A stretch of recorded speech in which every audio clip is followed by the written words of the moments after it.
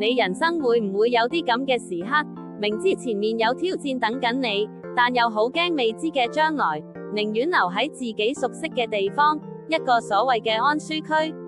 我哋都好容易被恐懼捆綁，失去咗向外闖嘅勇氣。但係，如果神應承你，跨出一步，會有超乎所想嘅祝福呢？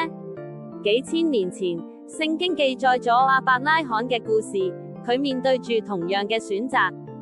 神呼召佢離開熟悉嘅家鄉吾珥，去一個佢從未去過、完全陌生嘅地方。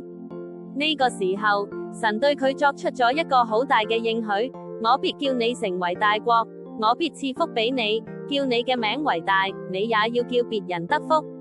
呢個就係信賴神嘅起點。亞伯拉罕憑住信心，義無反顧咁踏上旅程。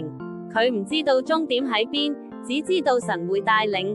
結果，佢真係成為咗萬國嘅祝福。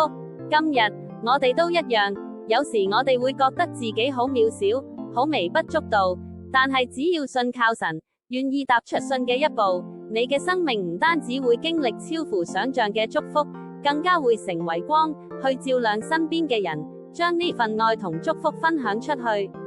願你都成為一個祝福人嘅人。